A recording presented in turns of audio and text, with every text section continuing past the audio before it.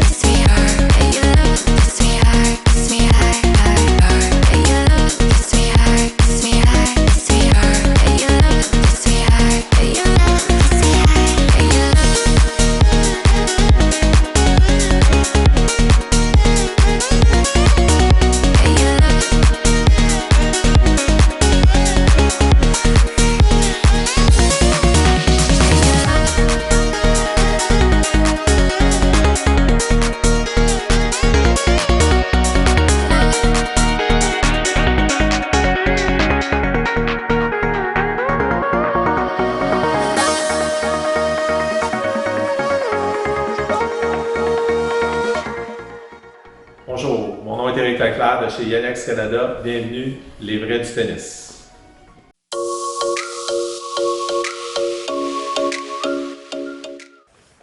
Allô tout le monde, bienvenue à Les Vrais du Tennis. Grosse journée aujourd'hui, je suis avec Yonex, Éric Leclerc. Merci d'avoir accepté en fait de venir. J'aimerais ça qu'on parle de la compagnie Yonex aujourd'hui, des super produits. Écoute, c'est vraiment quelque chose, je pense, une compagnie qui monte en flèche dans le marché. Si je serais un compétiteur, je pense que j'aurais un petit peu peur, honnêtement. On les voit partout à la télévision. Avant tout, j'aimerais ça que tu me parles de toi un peu. Comment tu es arrivé à Yonex, en fait? Tes débuts dans ça, comment tu vois la compagnie et tout. Fait que, explique-moi ton parcours jusqu'à Yonex, en fait. Oui, ben moi j'ai commencé à travailler chez Sport Expert. Okay, j'ai commencé en bas de l'échelle, monter des vélos, monter des raquettes. J'ai été jusqu'à directeur des achats pour Sport Expert. Après, Sport Expert a été vendu en 1994. OK. Puis, un an après, les anciens présidents, vice-présidents de Sport Expert ont acheté Bernard Trottier Sport, sont venus me chercher. J'ai travaillé 13 ans avec eux. Eux, après, ont vendu Bernard Trottier Sport, puis ils ont parti Cell. Moi, j'ai décidé de quitter le bateau avec eux, puis je suis parti à mon compte des Pro Shops, travailler pour Sanisport. Ah oui, J'avais okay. 2 Pro Shops là. Après, je suis parti pendant 8 ans aux États-Unis, au Texas. OK. Puis, Yonex m'a contacté pour voir si je serais intéressé de prendre la ligne pour le Québec. OK. Fait que je suis revenu, puis j'ai pris la ligne pour le Québec depuis 2022. Fait que depuis 2022, tu es ici au Québec. Première question qui me vient en tête rapidement. Tu es le seul représentant au Québec? On est 2. Moi, je fais tout l'Est du Québec jusqu'à Gatineau, Trois-Rivières, Sherbrooke. Québec, le Saguenay et les Maritimes, c'est un autre représentant, c'est Denis Thibouteau qui fait cette partie de territoire-là. OK, excellent. Donc, tu voyages beaucoup quand même.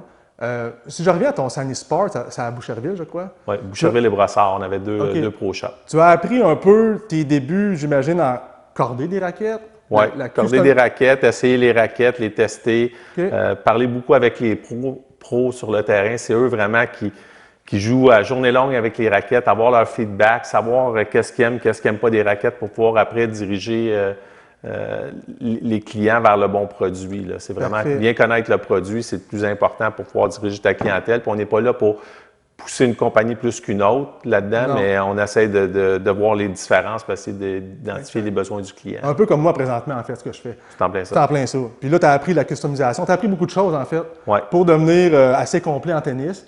Puis ensuite, après les États-Unis, là, tu as commencé en 2022. 2022, j'ai commencé chez Yonex. OK, excellent. On peut tomber dans le sujet directement, en fait. Moi, les raquettes Yonex, écoute, j'ai ça, j'en ai eu quand j'étais jeune. Maintenant, j'écoute beaucoup de tennis à la télévision, on les voit partout. Ouais. J'ai joué, j'en ai une récente, en fait, la E-Zone 5, que j'adore. Parle-moi un peu de ce qu'il y a devant nous, en fait. Bien, premièrement, Yonex, on a 4 gammes de... Qu'est-ce qui nous différencie en premier lieu de la compétition? On est la seule compagnie qui fabrique du début à la fin leurs raquettes. OK. L'ingénierie, c'est tout dans nos usines au Japon. Toutes les raquettes qu'on appelle cadres, et non les raquettes cordées, mais toutes les raquettes haut de gamme, cadres, sont toutes faites dans nos usines au Japon. C'est ce qui fait que la qualité du produit d'une raquette à une autre est identique. Toute la compétition, on ne peut pas dire la même chose. C'est fait en Chine, c'est fait à Taïwan. Quand vous prenez une raquette, vous prenez le même modèle, souvent le poids peut différencier jusqu'à 15 grammes, 20 grammes d'une raquette à l'autre. Fait que c'est très dur, quand tu ne fais pas ça dans tes usines, que tu n'as pas un contrôle de qualité, d'avoir la perfection de la raquette. Nous, le joueur que vous allez voir sur le tour va prendre exactement la même raquette qui est sur le mur. OK. OK? Fait que c'est exactement la même raquette. Comparativement à la compétition, c'est ce qu'on appelle des pro stocks. C'est des raquettes faites juste pour les joueurs et c'est non la raquette sur le mur que le joueur joue avec. Là. Parfait. Fait que c'est la grosse différence. On a 4 familles de raquettes. OK? En partant vers la droite, qui est la Percept, c'est notre raquette de contrôle. C'est une raquette vraiment pour le contrôle.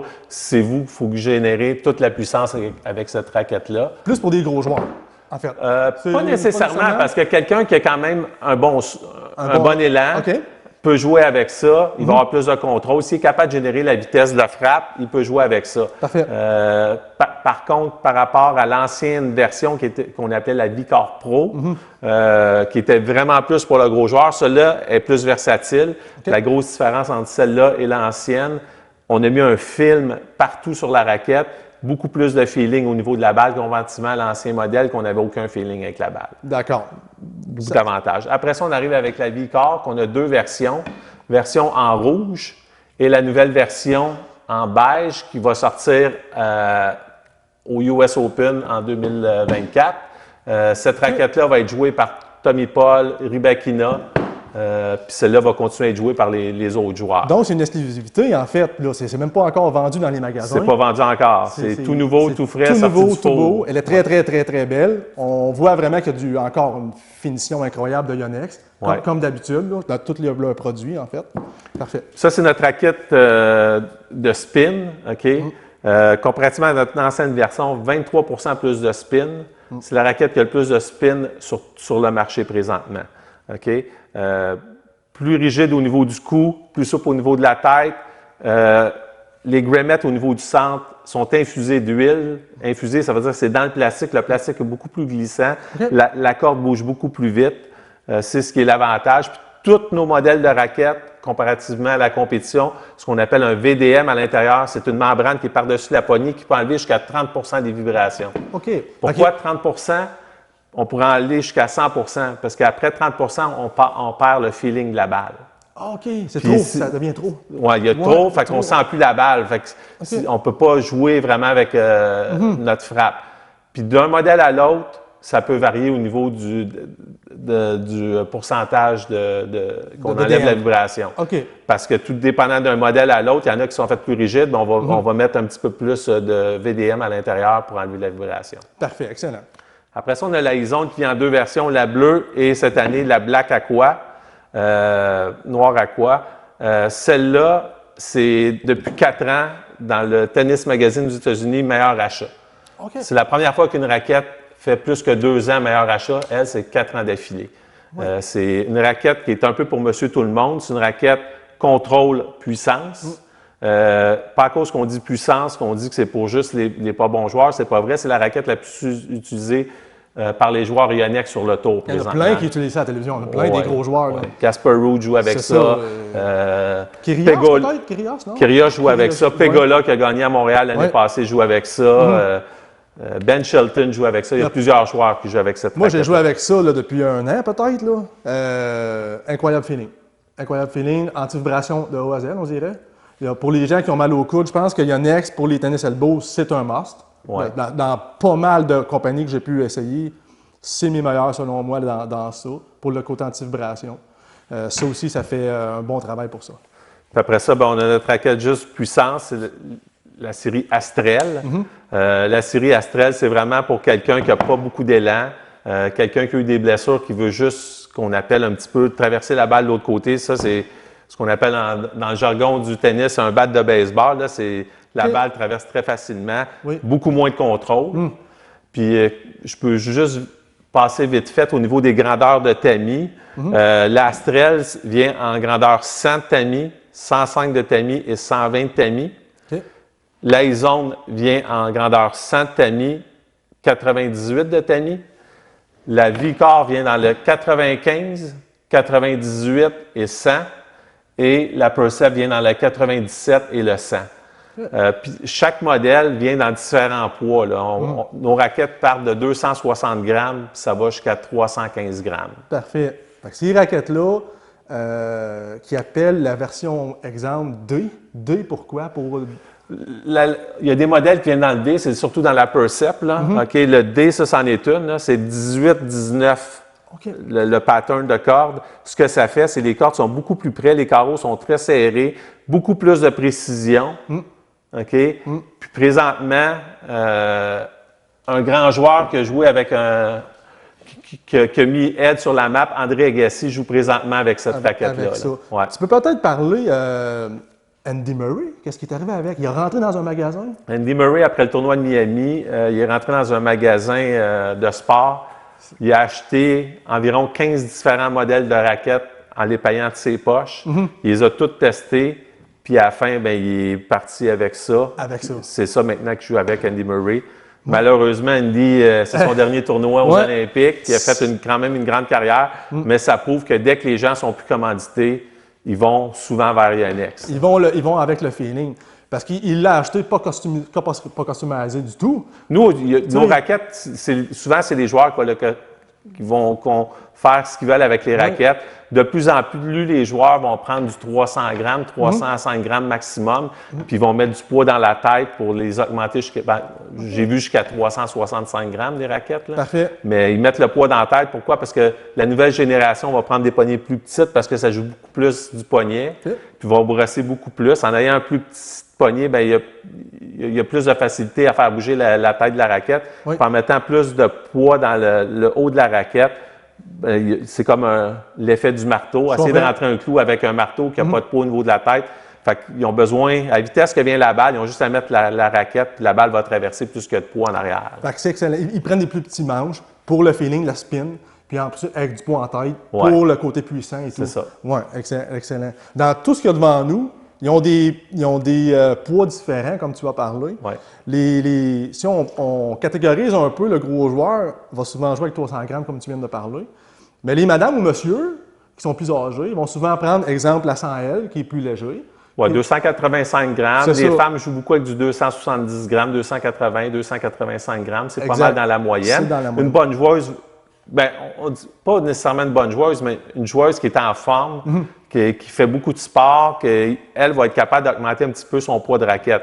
Le problème, oui, quand vous prenez la raquette, vous ne trouvez pas ça trop pesant, mais après 1 heure, ayant 300 grammes, c'est plus là que ça fait la différence. Fait que c'est très important de ne pas prendre trop pesant, parce que si vous prenez une raquette qui est trop pesante, c'est extrêmement... On ne peut pas rien faire après pour réduire le poids. Si vous prenez une raquette et vous pensez être capable de jouer avec 300, allez-y des fois qu'une 285, si vous n'êtes pas certain, on va être capable de mettre du poids à l'intérieur, du poids sur la tête pour la monter à 300 grammes dans le futur. Ce que je conseille, c'est jamais le faire vous-même. Aller dans des places qui ont des machines spécialisées, parce que toutes nos raquettes sont extrêmement bien balancées. Dès que vous commencez vous-même à mettre du poids, les raquettes sont plus balancées pareil. On parle d'inspection, contrôle qualité, OK? Ouais. J'ai regardé des vidéos sur YouTube un peu. On voit nos amis américains Tennis Warehouse aller dans les shops, en fait, à Yonex, puis regarder les vidéos et parler avec eux. On peut voir que chaque raquette, en fait, haut de gamme, ont 50 points, en fait, niveau contrôle qualité. Ouais. Puis la compagnie, de ce que j'ai pu voir, c'est que le gars, il dit, je pourrais mettre juste des machines au contrôle de qualité, mais ils mettent des humains aussi. Fait qu'ils mettent un mix pour vraiment le côté finesse et touche et tout, là. Sont assez... C'est des objets, on dirait, faits d'usine, mais il y a un côté humain là-dedans. C'est quasiment artisanal, je veux dire. Ben, on a des raquettes chez Yonex qui sont faites totalement à la main du début à la fin. OK. Fait que nous, le côté humain est très important C'est chez ça. Yonex. Oui, on a beaucoup d'innovation. Chez Yonex, on met beaucoup d'argent en développement, recherche et développement, pour ne pas se faire dépasser par la compétition, parce que dans le passé, c'est comme ça que M. Yoneyama, qui était l'innovateur de Yonex, a presque fait faillite, parce que lui, au début, quand il a commencé, il faisait des bateaux de bois, des canots de bois. Il y avait les meilleurs ébénistes au Japon, c'était les meilleurs bateaux au monde. OK. Puis malgré ça, il a presque fait faillite parce que du jour au lendemain, il y a quelqu'un qui est arrivé avec des canaux en plastique le prix était 10 fois moins cher. Puis meilleur, en beaucoup, fait? ben, pas meilleur, mais beaucoup plus léger, beaucoup plus ouais. performant. Ah ouais?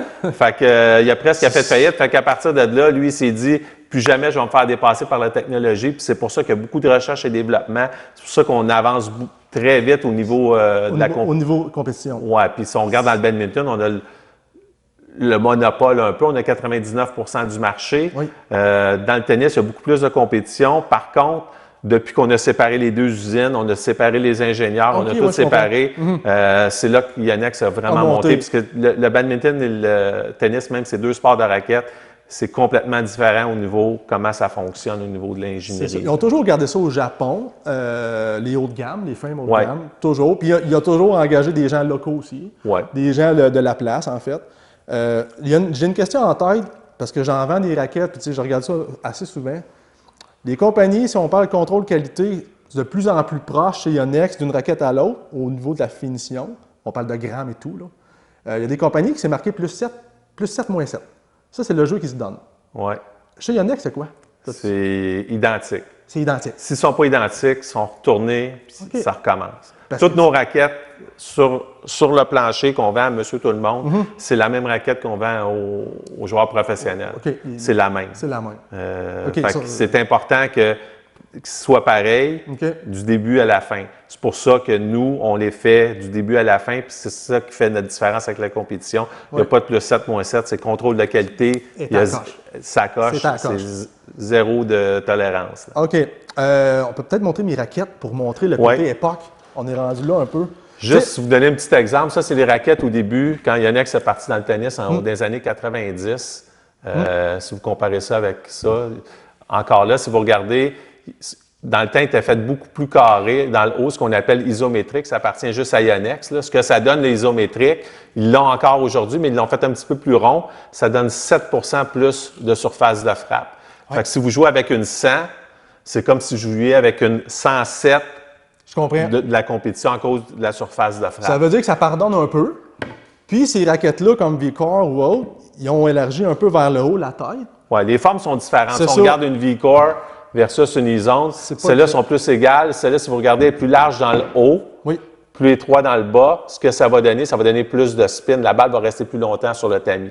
C'est pour ça que c'est notre raquette de spin. Chaque raquette est designée différemment pour justement aller chercher le bon type de joueur.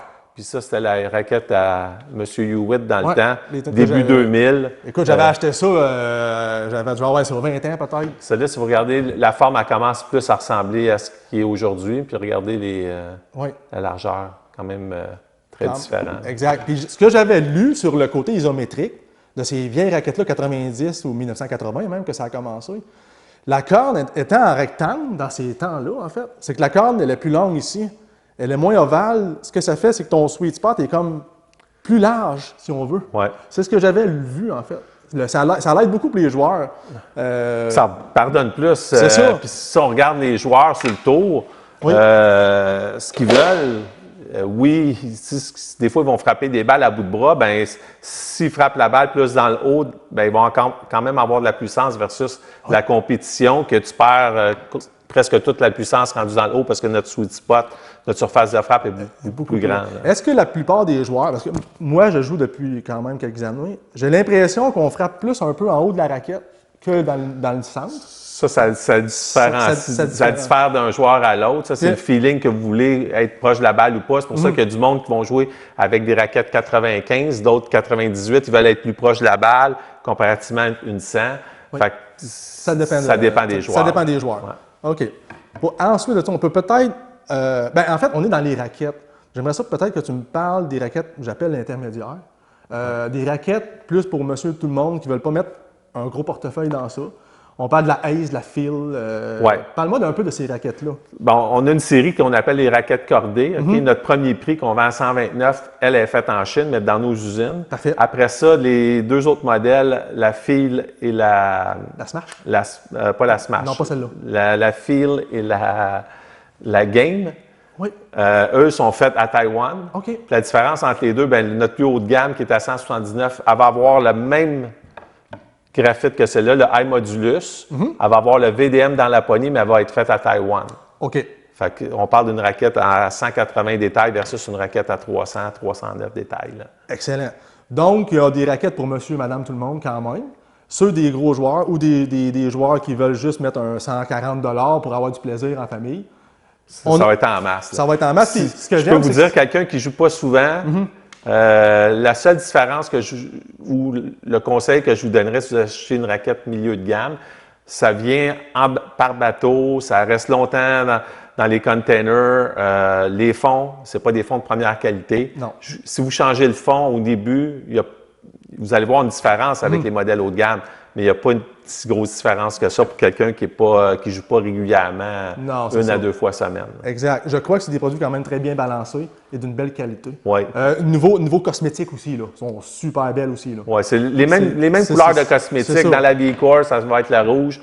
Dans la Izone, ça va être la bleue. La Percept et la Astrel ne se fait pas dans les raquettes milieu de gamme. On a juste ces deux gammes-là. Ouais.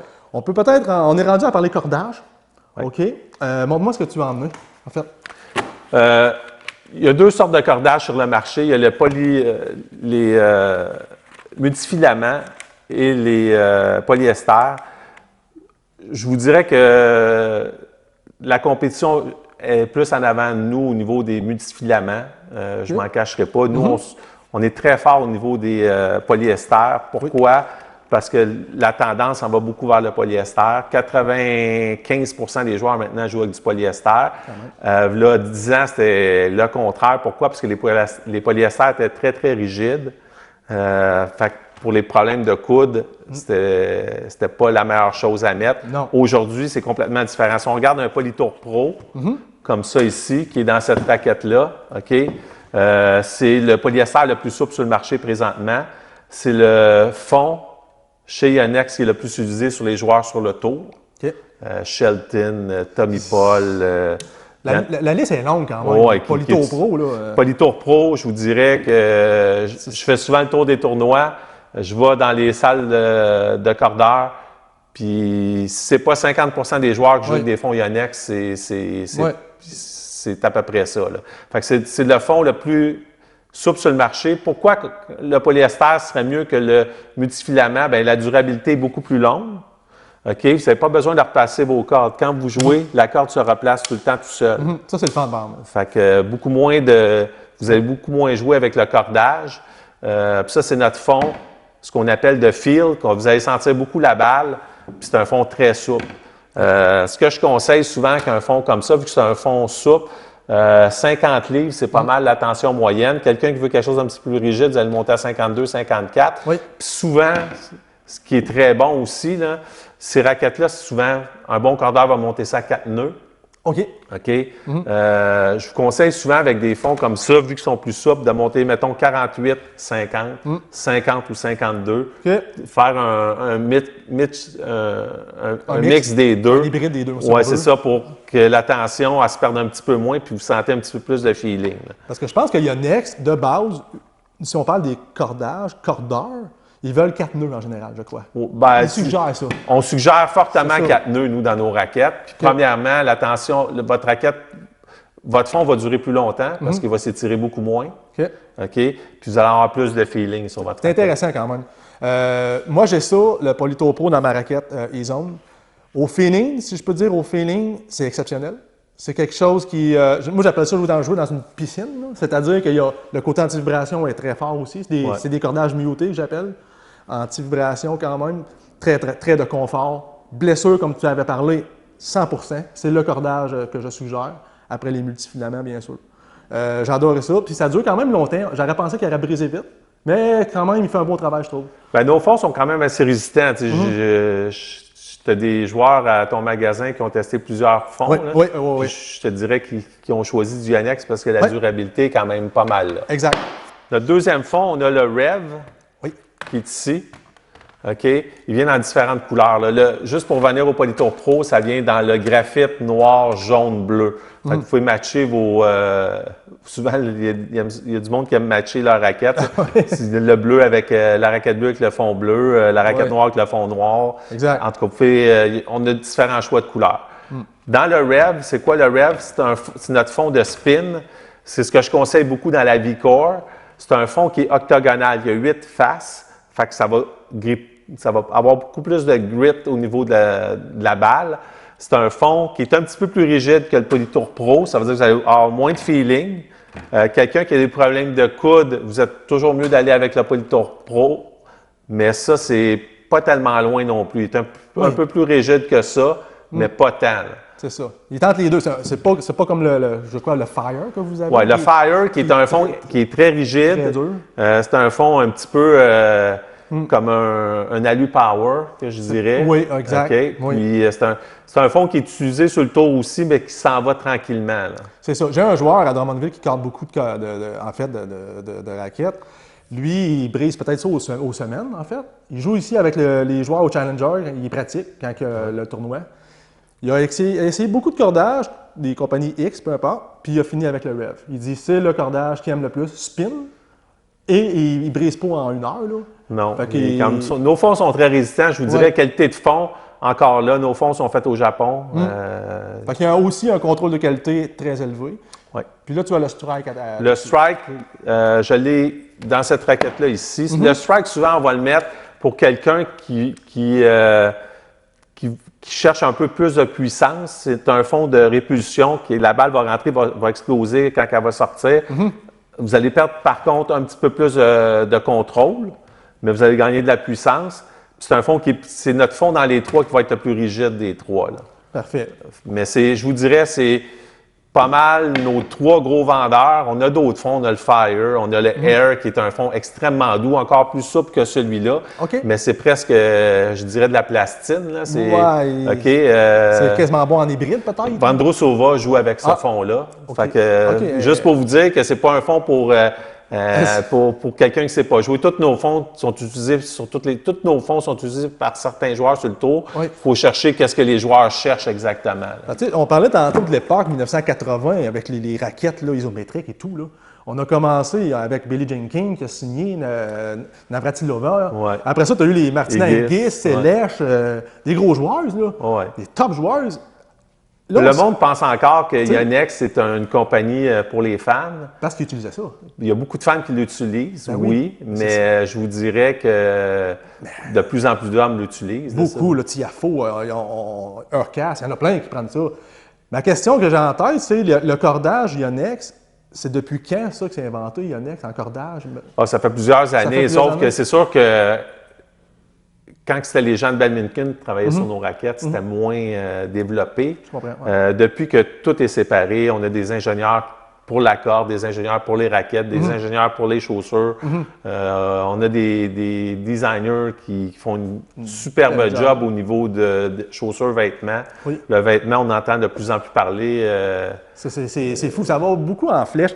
Je reviens un peu, j'aimerais ça qu'on parle un peu, parce que là, on parlait de cordage. Je sais que tu en as d'autres, cordages Yonex, il y en existe d'autres. Là.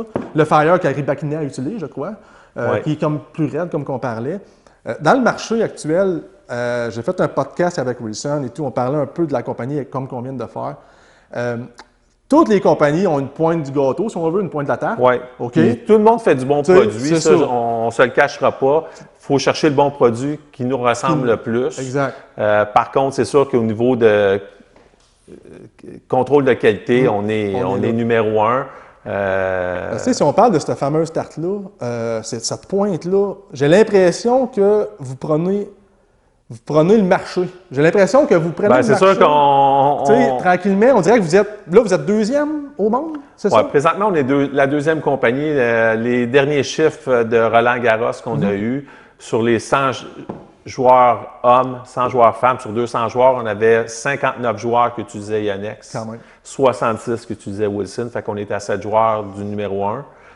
Si on parle de là 4 ans, on n'avait même pas 15 joueurs. Là. OK. Fait que ça a fait boum. Oui, puis on parle des top 100 de chaque. Là. On ne parle pas des 300. Là. Fait que top 100. Puis si on regarde dans le junior, puis nous, on ne paye pas beaucoup les joueurs comparativement à d'autres compagnies qui payent tous les joueurs qui utilisent des produits. Nous, oui, on donne les produits aux joueurs, mais ce n'est pas tous les joueurs qui sont payés. C'est des contrats, il faut qu'ils soient dans le top 20. Après ça, le top 30, il y a un petit peu moins d'argent. Fait que ça marche comme ça. Ça marche de même. Mais nous, c'est pour ça que si vous voulez jouer avec nos produits, c'est parce que vous les aimez, c'est pas parce qu'on vous paye. Là. OK. Puis c'est les produits que monsieur tout le monde utilise. C'est la grosse différence. C'est la grosse différence. Fait que utilisé beaucoup sur le circuit, partout, en fait, tous joueurs sur la planète, partout en tête, dans les clubs de tennis. On est rendu, on a fait le tour raquette, cordage. On pourrait peut-être parler souliers. Oui. Qu'est-ce que tu en penses? On va sortir des souliers, puis tu vas nous en parler un petit peu. Pas de problème. Excellent. On passe ça. OK. Fait que là, devant nous, nous avons les souliers, en fait, tennis, chez Yonex. Écoute, je te laisse un peu partir avec ça. Parle-moi de ces beaux produits-là devant nous. Oui. Premièrement, on a 3 séries de chaussures. Okay. On a la série Sonny Cage qui est ici, qui est homme, femme. OK. Le Sonny Cage est un soulier pour un joueur intermédiaire, quelqu'un qui joue à peu près 2-3 heures par semaine. Ça va être la chaussure pour lui, très confortable.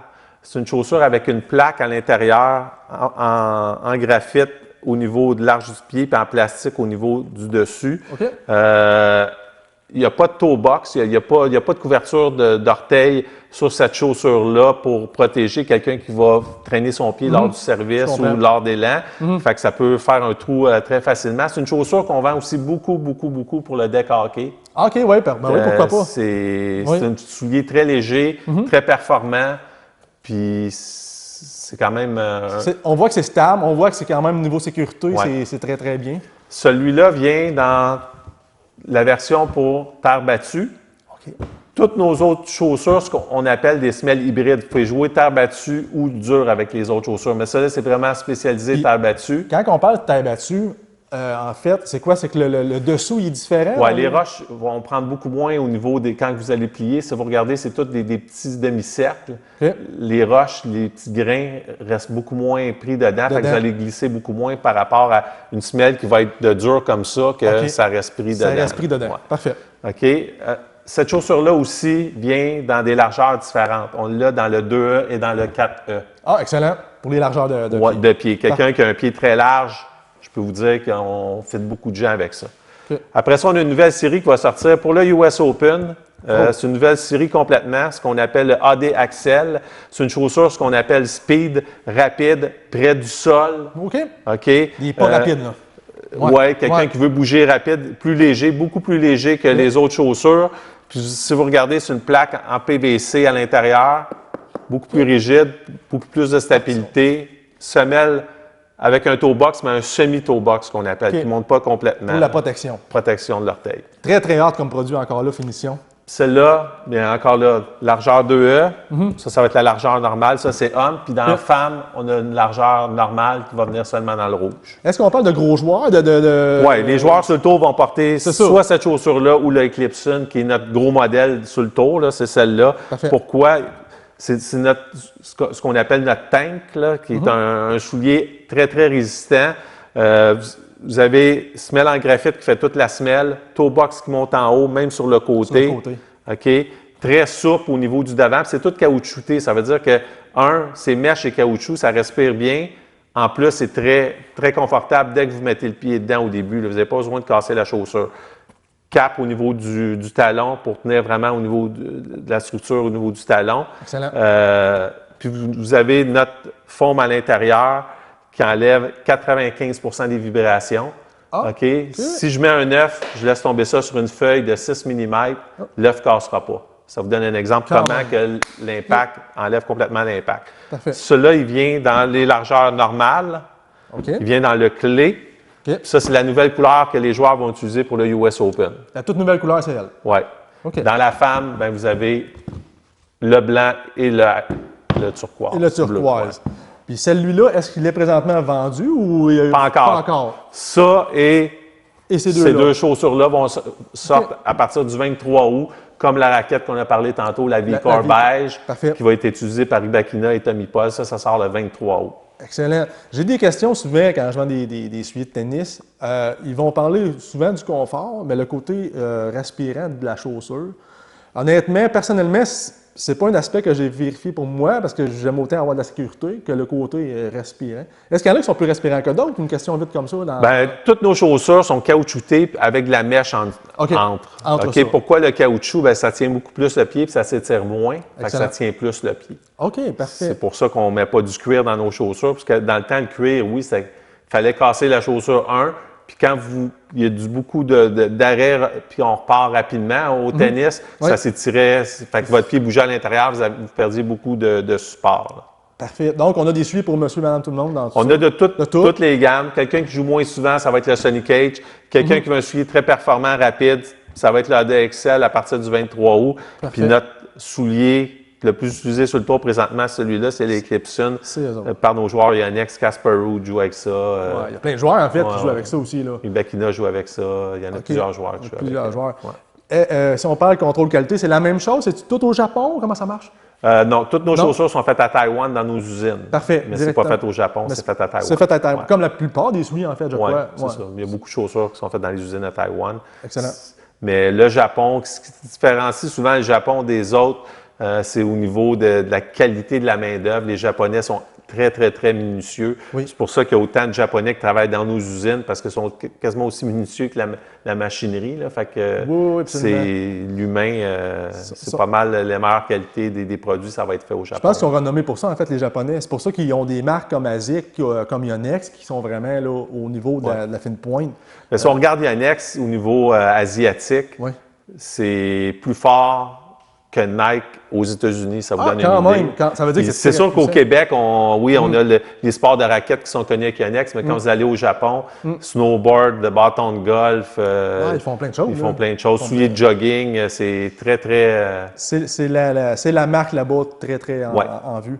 Toi, tu te promènes à travers le Québec. Écoute, tu me connais depuis peut-être 3 ans environ. OK. Tu as vu mon marché à Drummondville monter. Grâce à notre beau travail, d'ailleurs, en fait. Merci à ton aide de présenter le produit comme il est, puis après, c'est au client de faire son choix. J'ai pris ça en main un peu depuis quelques années, puis là, je me suis dit, c'est impossible que j'aille pas de Yonex. C'était dans ma tête, impossible que j'aille pas ça dans mon mur, en fait. Puis là, tu m'avais dit, je me souviens à l'époque, tu m'avais dit, il y a 3 ans, moi, j'avais dit, à qui je vais vendre ça? Je veux dire, au Québec, puis tout. Je me dis, casse-toi pas la tête, tu vas en vendre. Puis j'en ai vendu énormément. Les gens adorent ça.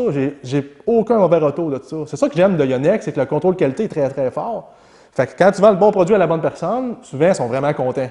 Fait que là, ils me disent, oh wow, j'en veux une deuxième, ou tu sais, écoute, mon jeune, il en veut une aussi. Puis dans le Québec, la partie à toi, en fait. Ouais. Est-ce que tu vois ça monter à travers les magasins? Oui, on prend une bonne part de marché. C'est ça? Oui, c'est grâce aux produits, mais c'est Ouais. grâce aux gens sur le plancher Ouais. qui donnent la bonne parole puis qui expliquent bien le produit. Ça part de là. Là. C'est ça. sûr que je fais beaucoup de cliniques pour essayer de faire de la formation aux gens. On a aussi des, je vais vous montrer après, mais on a des fiches qu'on laisse en magasin qui aident énormément le client et le vendeur à bien conseiller le client parce que même pour moi qui travaille avec Yonex, on a pas loin quasiment de 60 différents modèles avec les poids de raquettes. Fait que, à un moment donné, tout connaître chaque raquette avec le poids. Fait que la charte aide énormément aux vendeurs. On a des outils pour aider les vendeurs. Puis moi, je suis tout le temps là pour répondre au téléphone. Si les vendeurs ont des interrogations avec les clients, ben ils m'appellent puis j'essaie de répondre le plus tôt possible aux interrogations. C'est ça. Puis je pense que si je peux te lancer des fleurs à travers tous les représentants que je fais affaire, tu es le gars qui me répond le plus vite, premièrement. Puis tu as toujours été là. Puis toi, ce que j'aime de toi, c'est que tu vas aller de l'avant, tu vas promouvoir, tu vas nous suggérer des choses. Fait que tu sais, on voit que ton travail, en fait, il est très, très bon. Là. On voit vraiment que tu as un beau travail. Merci, mais c'est sûr que je ne suis pas là pour mettre des mauvais produits dans les magasins. Si je sais que ce marché-là, ben, il n'est pas prêt pour ça, ben, on va le bâtir et on va travailler. C'est sûr que pendant l'été, je fais à peu près 20 démos dans des parcs. Je me présente, c'est souvent en association avec des marchands. Là. Je me promène à travers le Québec, je fais des démos à Magog, j'ai fait des démos pour la famille des Marais, je fais des démos un peu partout. Puis les gens essayent les raquettes. Puis la meilleure façon de savoir si on aime ou pas la raquette, c'est pas en la regardant sur le mur, c'est en l'essayant. Fait que c'est sûr que, puis je pense qu'on travaille aussi pour l'année prochaine, qu'à Drummondville, qu'on ait les démos sur presque tous les modèles. Exact. Tu sais, parce que moi, je passe la mienne personnelle. Honnêtement, peut-être 3-4 fois à date que je l'ai faite. Essaye ça pendant une semaine. Là, ça me rappelle. Écoute, le dernier, il m'a rappelé peut-être, je ne sais pas s'il s'est rendu au terrain, là. Il m'a rappelé 15 minutes après. Il m'a dit, c'est ça qu'on prend. Tu mets ma main de côté, tu me mettais le cordage dedans. J'en revenais pas. J'ai dit, essayer les raquettes, c'est la meilleure façon de voir si on l'aime ou on l'aime pas. C'est ça. Puis ça se peut que vous ne l'aimiez pas aussi. Là. On rejoint quand même une grosse partie de la clientèle. On en a pour tous les goûts. On en a pour quelqu'un qui frappe pas fort, quelqu'un qui veut de la précision, quelqu'un qui veut du spin. On a pour tous les goûts. Mais c'est de pouvoir trouver la bonne raquette pour le bon client. Si vous n'essayez pas, c'est dur à savoir que c'est la meilleure raquette pour vous. Peut-être que vous l'aimez. Vous pouvez peut-être trouver quelque chose de meilleur pour vous en essayant d'autres. Tantôt, tu as parlé, je crois que c'était hors micro. Badminton, OK, c'est moi mon volet, tu le sais, là. C'est moi mon dada, là. Je suis très passionné de tennis. Mais tu m'as dit, le badminton, on est numéro 1 au monde, ça, c'est clair. Ouais, on a à peu près 99% du marché du badminton. C'est ça. Puis la deuxième, c'était des copies. Notre deuxième, la compétition, c'est les copies Yonex. C'est pour ça que nous, quand on sort un produit, on les sort, même moi, je reçois les produits à la dernière minute, peut-être 2-3 semaines avant que ça va sortir pour les montrer aux marchands, parce qu'on se fait copier très rapidement. C'est fou, pareil. En 3 heures, ils peuvent copier une chaussure ou une raquette en Chine. Fait puis, il faut faire attention quand vous achetez sur Internet, dans des sites, assurez-vous que le marchand il est certifié Yonex. Exact. Parce que 2 choses. La garantie ne sera pas là, mais on n'a presque pas de retour, mais même à ça. Mais combien de raquettes que j'ai vues dans des sports experts, même dans des boutiques spécialisées, qui rapportent la raquette qui est cassée, puis c'est une copie. Puis nous autres, on est capable de reconnaître les copies. On a une façon. Puis même ceux qui achètent en ligne, ils achètent une vraie raquette. Puis là, ils veulent la retourner, ils retournent la raquette, mais ils retournent la copie, puis ils gardent la vraie. Puis souvent, bien sûr, ils se font tous pognés parce que toutes nos raquettes sont codées d'une certaine façon, puis c'est impossible de copier ça parce que c'est imprimé dans le produit d'une certaine façon avec une imprimante vraiment au laser. Parce que ça, c'est pas un graphite incroyable, je veux dire, les copies, puis c'est pas... écoute... La qualité, c'est pas là. Le cosmétique est là, mais la qualité n'est pas là.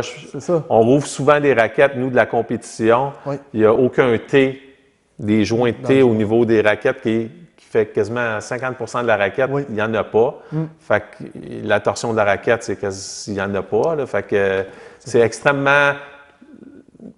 On est très avancé au niveau technologie. C'est pour ça que nos raquettes valent aussi cher. C'est pour ça que si vous regardez même aux Olympiques présentement, je pense qu'on a 96% des joueurs qui utilisent Yonex aux dernières... Je pense qu'on recule dans le passé, 2004, ou je ne sais plus quel jeu olympique, c'était 100% Yonex qui avait gagné les médailles. Toutes les médailles. On est la seule compagnie qui a gagné toutes les médailles dans une discipline qui utilisait un seul produit. C'est ça, c'est quand même quelque chose. J'ai cassé des raquettes en les cordant, badminton, je me suis dit, OK, ouais, c'était d'autres compagnies. Puis souvent, j'avais des Yonex, exemple, des vieilles Yonex, que là, je me disais, elle va casser pour vrai, là. Ça fait 20 ans qu'il y a ça dans son garage. Là. Puis, elle casse sa peau. Fait que je me dis, il y a un bon produit, c'est un bon produit quand même. Comme les défauts de manufacture là, dans le badminton, je peux vous dire qu'on en vend des tonnes, là, puis c'est calculé sous moins d'une main pour toute le Canada, les retours qu'on a. Même affaire dans le tennis, on n'a presque pas de retour. Souvent, les retours, c'est que c'était cogné. Ce qui est non garanti. C'est comme si vous sortez votre auto du garage, puis il y a quelqu'un qui vous rentre dedans. C'est pas garanti, malheureusement. C'est plate, mais c'est pas garanti. On essaie tout le temps de satisfaire le client, de certaines façons, mais on peut pas changer la raquette à cause de ça. Oui, le badminton est très, très fort chez nous. Puis le monde pense que le badminton, c'est à cause de ça qu'on est capable de vendre du tennis parce que sinon on ferait faillite. C'est pas le cas du tout. C'est deux divisions différentes et les deux vont très, très, très, très bien. Le tennis, si on regarde l'histoire, ça a commencé en 1969, le tennis avec Yonex, en fait. Fait qu'ils ont comme sorti une raquette en aluminium, la T7000 ou quelque chose comme ça. Puis eux autres, ils ont évolué avec le temps, surtout avec Billie Jean King qui ont signé, comme j'avais dit tantôt. Ils ont monté tranquillement avec les années, Hingis, Selesh et tout. Mais souvent, le tennis a été copié sur le badminton. Les premières raquettes qui ont sorti de badminton, c'est des raquettes complètement en bois. OK, ouais. Puis la première raquette qui a sorti autre que bois, c'était une tige en acier avec une tête en bois. C'était Yonex aussi. Après, on est arrivé avec une tige en graphite, tête de graphite, avec un T en aluminium. Maintenant, c'est des T à l'intérieur, soit en titanium, en magnésium, on a en graphite, on a toutes les sortes. Ce fameux T-là, badminton, je pense que c'est Yonex qui a inventé ça. Oui, c'est nous. C'était breveté chez Yonex. C'est breveté chez Yonex, oui. Oui, initialement. La seule chose qu'on peut parler de nouveaux produits maintenant, c'est peut-être le volet peut-être un peu moins fort, si on peut dire. Les balles de tennis, c'est-tu quelque chose qui... on a des balles de tennis, mais elles sont extrêmement dispendieuses. Fait qu'on ne les a pas rentrées au Canada. Tous les produits Yonex, on n'a pas tous rentré les produits parce qu'à un moment donné, c'est trop gros, la ligne. C'est sûr qu'on n'a pas la clientèle de l'Asie. Non, c'est sûr. Mais oui, on fait des balles, mais on ne les vend pas au Canada. C'est pas des mauvaises balles, c'est des bonnes balles. Mais je pense que la compétition est en avant de nous, qui sont moins chères. Fait que ça nous donnerait quoi de sortir des balles pour... Quand tu as amené des balles ici pour les garder ces tablettes. Tu sais, le COVID a fait mal à tout le monde, en fait, pour une nouvelle production et tout. Est-ce que maintenant, c'est un peu moins pire? Parce que je sais que tu as des demandes des fois de 100 raquettes, de santé dans le tennis, on a pas mal pris... on suit quand même pas si pire. C'est sûr qu'encore là, il y a certains modèles comme la Percept, on ne s'attendait pas à un succès aussi gros. Puis encore là, si on regarde la Vicor Pro, on vendait beaucoup plus de 97 de tamis. Versus la Percept, on vend plus de 100 de tamis. C'est rendu ça maintenant. Fait que ça a switché. Fait que nous, on faisait des quantités X, puis ça a complètement... Le bateau a viré de côté. Fait que c'est sûr, c'est le temps de s'adapter. Au niveau du badminton, par contre, c'est différent. On a beaucoup de problèmes de production dans le sens qu'on ne fournit pas la demande. On a des usines. On a 2 usines de badminton. On est en train d'en construire une 3e, puis il y en a une 4e qui commence en octobre, je crois. Puis ça prend à peu près 1 an et demi à 2 ans à construire une usine chez Yonex. Fait que dans les 2 prochaines années, le badminton va souffrir beaucoup au niveau des freins haut de gamme. Parce que c'est les frames haut de gamme qui sont faits au Japon. À Taïwan, on a encore des usines qui fournissent quand même pas mal bien.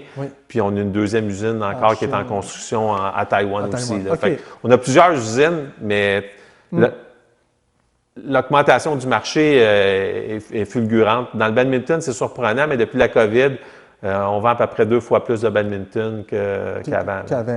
As-tu été au Japon? Non, pas encore. Est-ce que tu aimerais y aller? Oui, je vais sûrement aller visiter les usines d'ici les 2 prochaines années. C'est dans dans mes plans. C'est sûr que les premières années, il a fallu que je couvre le Québec au complet, la demande. Je fais beaucoup de démos. je me promène beaucoup. Fait que c'est sûr qu'à un moment donné, le temps me manque. Puis quand j'ai des vacances, ben j'en ai pas gros. J'essaie de les prendre pour moi. Là, mais, Ben oui, c'est clair. Là. Mais oui, Oui. c'est dans mes plans d'aller visiter ça parce que c'est quelque chose. Le monsieur vient de Niigata, en fait, la ville, proche de l'océan. Est-ce que les usines sont là? Ça, je ne pourrais pas te dire. C'est une bonne question. Hein? Ouais, il faudrait que je vérifie, mais toutes les usines sont au Japon au niveau du haut de gamme. Ouais. Parce qu'on voit à l'arrière, si on peut parler un peu du logo, en fait, Yonex. Le bleu signifie, en fait, l'océan et le vert, parce que dans les montagnes Niigata, on parle un peu de le côté forêt. Fait qu'ils ont c'est un peu le pourquoi des deux couleurs, pour ceux qui se demandent, là. C'est l'océan et le côté forêt, puis c'est une place qui est assez beaucoup il y a de la neige en hiver. Puis à l'époque, c'était vraiment les travailleurs, là, écoute, c'était pas facile, puis lui, il a engagé du monde locaux tout le temps. Fait que c'est une belle compagnie familiale. Là. Maintenant, je pense que c'est ses enfants qui ont ça. Ouais, exact. Bon, maintenant, on peut parler peut-être de quelque chose d'un peu cool, que j'appelle. Ouais. Des anecdotes. Des anecdotes. Les anecdotes, je sais que tu en as pas mal. J'en ai une couple. C'est sûr qu'en 2 ans, il m'est arrivé certaines, certaines petites anecdotes. C'est sûr. Oui, bien, là, cette année à Montréal, c'est les hommes qui viennent jouer le tournoi. Il y a 2 ans, c'était les hommes quand j'ai commencé. Oui. J'ai reçu un téléphone, je réponds. Il dit « Bonjour, c'est Francis Tiafoe » en anglais. J'ai dit « Oui ». Là, je pense que c'est un de mes amis qui me niaise. Bien, c'est sûr. Fait que, il dit « Ouais », il dit dans le transport, il y a une raquette qui est brisée puis un sac. Es-tu capable de m'arranger ça? J'ai besoin de ça rapidement. » J'étais là, bon, c'est mon ami. Quel de mes amis qui niaise? J'allais demander sur caméra, c'était vraiment lui. Il a sûrement appelé chez Yonex, puis il a eu mon numéro. OK, donc c'est Tiafoe qui t'a appelé. Francis Tiafoe m'a appelé. Il a fallu que j'ai eu l'aide d'un magasin qui m'a donné un sac pour lui et une raquette qu'ils ont accordé tout de suite, puis que c'était fait. Fait que, juste pour vous dire que les joueurs, ils n'ont pas de pro stock chez nous, c'est vraiment le stock en magasin. Je suis allé chercher en magasin, j'ai donné. Souvent, les différences que vous pouvez peut-être retrouver avec les joueurs sur le tour versus nos joueurs, des fois, quand ils reçoivent leur raquette en début d'année, 30-40 raquettes à la fois, là, la peinture va être différente. Ça va être une peinture lustrée pour que ça ressorte mieux à la télévision. C'est la seule différence qu'il peut avoir. Mais c'est la même raquette. Mais quand il t'a appelé, tu dois avoir été surpris, là. Ben, je me demandais si c'est ça, où il avait pris mon numéro 1, mais les joueurs, en général, c'est des très bonnes personnes. L'an passé, on a eu dans notre kiosque au tennis, au tournoi de tennis à Montréal, Jessica Pegula, qui est venue faire une séance de signature. Son père, il est milliardaire. Quand je dis milliardaire, il est très riche. Oui, c'est vrai. Puis la personne est tellement simple, elle allait prendre des photos. Il y avait la sécurité, elle a dit non, je veux pas de sécurité. Elle s'est promenée parmi tout le monde. Le monde venait parler, elle répondait aux questions. Fait que c'est du monde quand même très simple, malgré souvent, il y en a qui font beaucoup d'argent. Comme dans tout sport, il y en a qui se prennent la tête plus que d'autres, là, mais en général, c'est des très bonnes personnes. Je fais souvent affaire avec Alexis Galarneau, très bonne personne aussi. Il avait gagné le tournoi à Granby l'année passée au Challenger. Exactement. Cette année, c'était un petit peu plus dur. Il a été blessé en début de saison, mais il a aidé le Canada à gagner la Coupe Davis l'an passé. Fait que, on a de la bonne relève au Québec aussi. Puis nous, on pousse beaucoup. Si vous regardez les circuits juniors mondiaux, quasiment 70% des joueurs jouent avec Yonex. C'est gros, là. C'est beaucoup. C'est gros, là. Ben, les juniors, en général... il y a Diallo. Diallo fait bien aussi. Il y a beaucoup de joueurs. Oui, Diallo fait très bien. Lui, il joue avec la Blade chez Wilson, puis il l'aime, puis tant mieux. J'ai essayé de le faire switcher, mais ça n'a pas marché. Mais peut-être un jour. Peut-être un jour, on ne sait pas. Alexis, lui, il joue avec la Izone. Il s'est promené à 98 et 100. Il y a eu des problèmes de poignet aussi, fait qu'on... puisqu'il met beaucoup de poids dans sa tête de raquette, c'est un joueur qui est plus petit, il joue beaucoup en fond de terrain, fait qu'il a besoin beaucoup de puissance, fait qu'il met beaucoup de poids au niveau de la tête. Je pense qu'il est monté à 355 grammes. Quand même, Puis là, il est rendu, je pense, à 340. Il a baissé un peu. Il y avait eu des problèmes de poignet pendant peut-être 4 mois. C'était difficile à guérir. On a changé aussi un petit peu ses tensions de fond pour l'aider. Mais c'est guéri, fait que tout est beau. Le côté customisation à Alexis, si on parle de lui, c'est toi qui fais ça? Ou je te dirais que présentement, celui qui le fait le plus en général, ça va être un Mike de chez Tennis Giant. OK, lui, il fait ça? Oui, customise pas mal. Lui, il a toutes les machines. Fait que c'est sûr que à place de me donner d'aller là-bas les faire.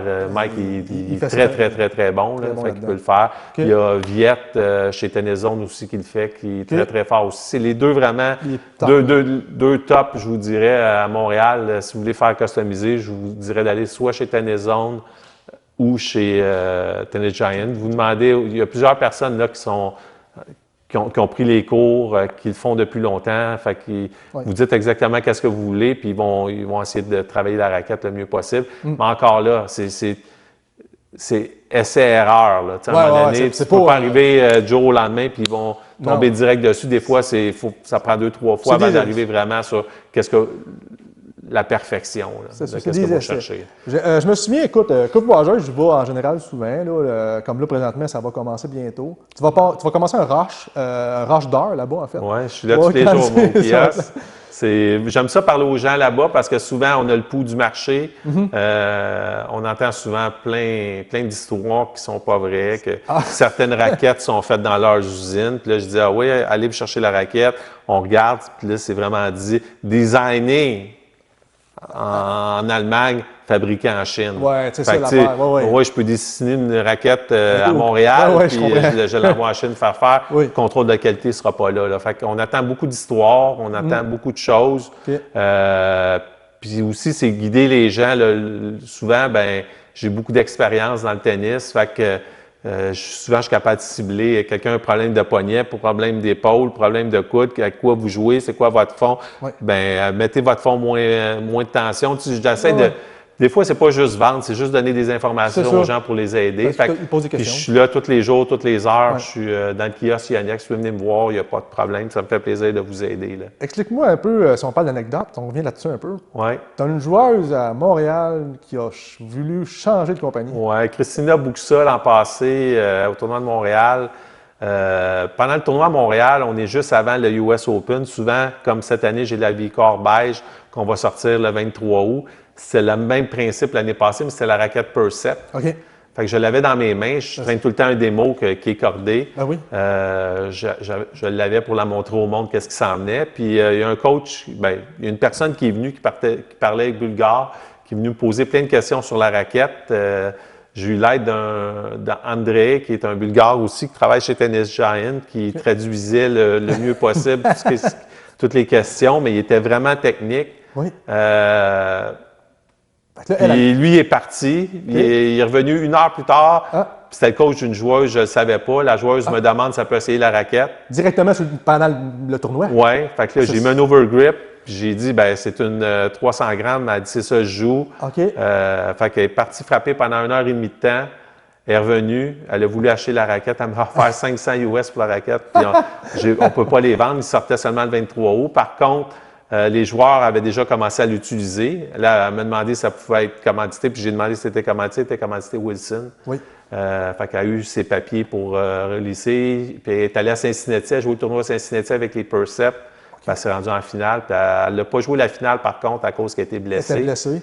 Mais juste pour vous dire, c'est une joueuse qui était 67e au monde. Elle a switché avec Percept. Puis... Mais là, quand elle switch comme ça, elle casse le contrat Wilson? Ben ça, je peux pas dire. Moi, je suis pas dans les secrets des yeux qu'est-ce qui arrive, là, mais habituellement, ils ont besoin d'un release de la compagnie avant de signer avec nous. Avec vous autres. Puis peut-être qu'elle n'a même pas signé avec nous. Peut-être qu'elle a eu juste un essai de 1 mois. Des fois, ils font ça aussi. Je ne peux pas dire exactement, là, mais c'est ce qui est arrivé parce qu'il y a des joueurs qui sont très piqués qui changent à chaque mois de raquette. Là. Ah, quand même. Même, exemple, Alexis, il a commencé avec Alexis Galarneau, une liaison de 98, il est tombé avec une 100. Il y a 2 ans, Chapeau-Valov, il était parti d'une V-Core 95 à une liaison 98.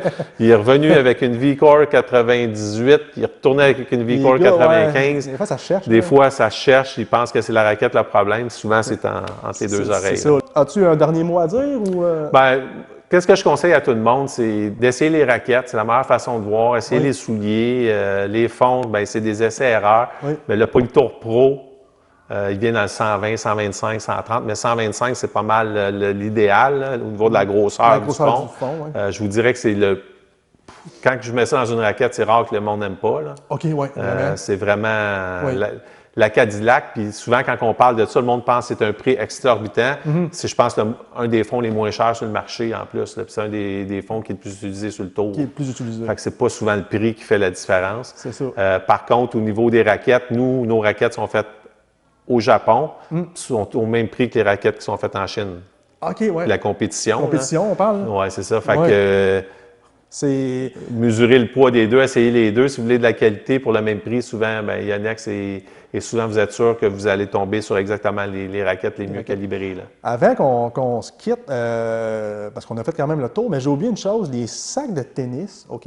Ouais. Il y a du 3, 6, 9, ils comptent ça par le nombre de raquettes, en fait, là, du 12. Ouais. Au Canada, on n'a pas de 15, je crois. Non. C'est ça. Même mondial, nous autres, on n'a pas de 15. OK. Nous, on a du 3, du 6, du 9 et du 12. Et du 12. Dans les pros, on a du 6, et du 6, du 9 et du 12. Puis dans le 12, on a seulement la couleur bleue. Okay. Puis à partir de décembre, on va avoir la couleur vert pour aller avec la Percept. Ouais. Mais c'est les deux seuls qui se font. Tous les joueurs que vous voyez, c'est du 9 souvent qu'ils utilisent. Ah, je pensais que tu utilisais du 15, moi, personnellement. Ça dépend des joueurs, mais nous, c'est tout du 9. C'est tout du 9 ou du 12. Puis les gros bleus, ça va être du 12. OK. Ceux qui ont les bleus, c'est du 12. Parfait. Bon, ben excellent. On a fait le tour. J'espère que vous avez aimé ça, tout le monde. Super journée avec M. Yonex, en fait, Éric Leclerc. Merci beaucoup. Ben oui, merci d'avoir été là. Lâche pas ton bon travail. Non, puis, pas non plus. Continuez d'écouter les émissions. Je pense que on apprend toujours en écoutant des podcasts. C'est la meilleure façon d'apprendre. C'est ça. Venez me voir si vous voulez. Si vous êtes à Drummondville, on va parler Yonex. Si vous voulez en parler, ça va me faire un grand plaisir. Merci encore, Éric. Merci. Merci. Bye-bye. Bye-bye.